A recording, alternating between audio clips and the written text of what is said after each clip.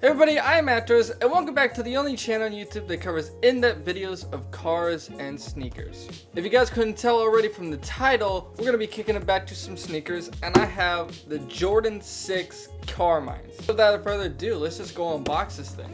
Alright, starting off, I like to talk about the box. It's just your normal standard, Jordan 6 box, nothing too special about it. A red Jumpman, black background with cement print on the back.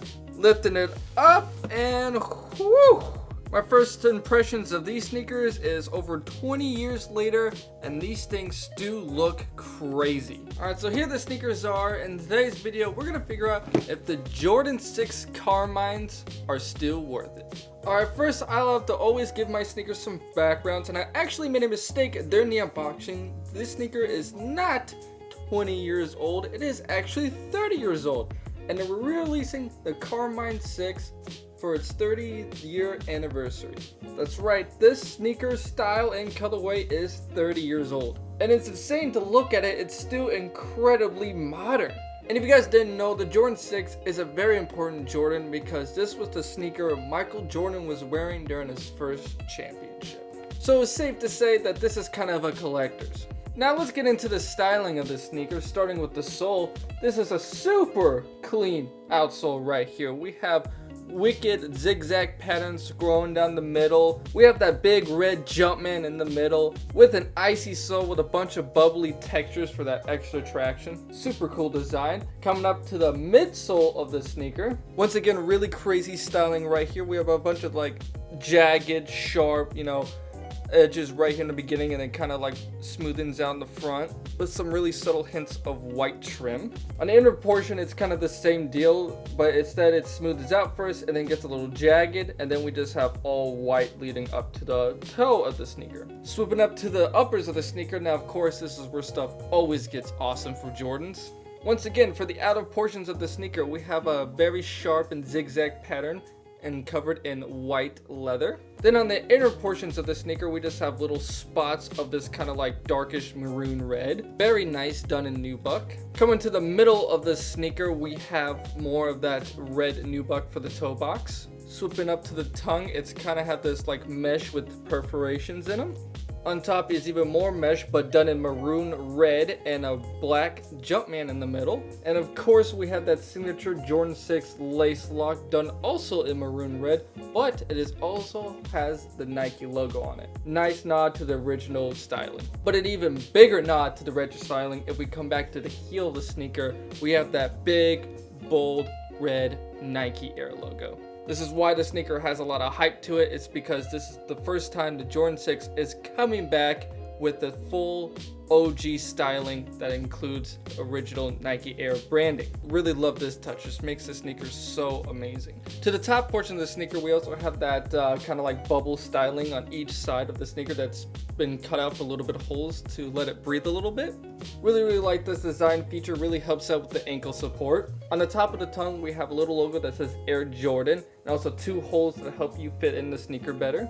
And in addition to those two holes, we also have the back pull tab, which is done all in black with a red stripe for the trim. Really nice. It gives the sneaker a little black pop. And then coming to the interior of the sneaker, we have pretty much black for like the sock liner and stuff.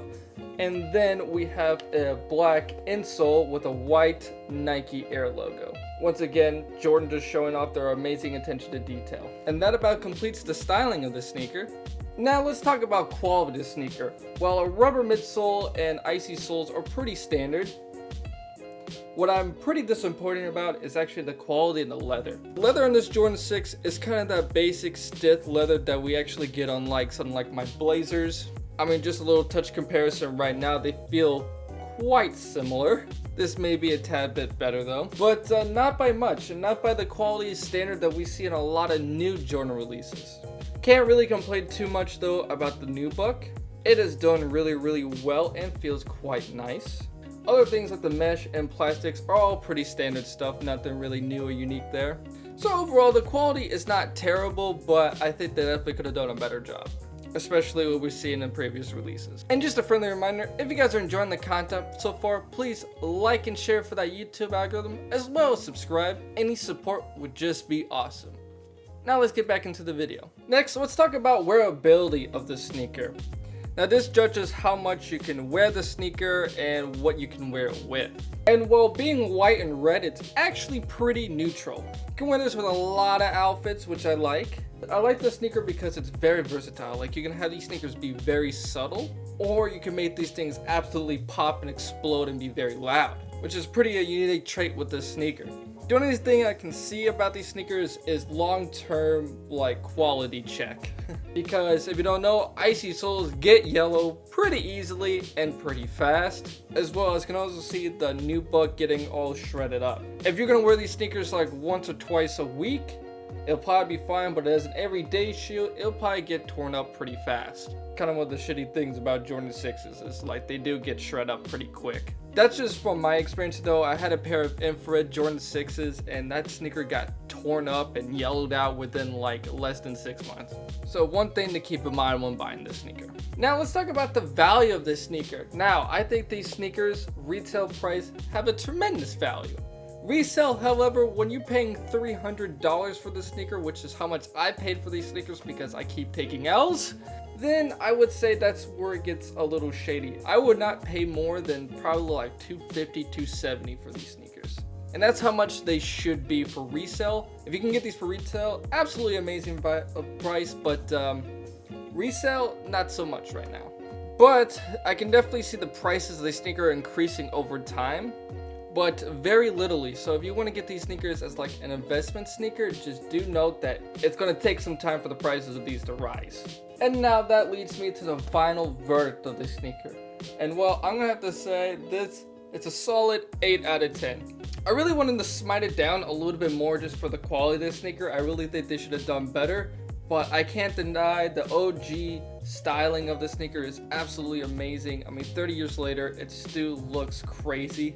And overall, just a really dope sneaker to have. And it being an 8 out of 10, I would have to also say that these sneakers are worth it. And that really there all is to it to the sneaker.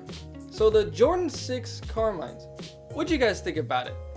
Comment down below your opinion, like and share for that YouTube algorithm, and last but certainly not least, subscribe. You know what? I'm probably gonna keep these sneakers, so here's some on-feed footage.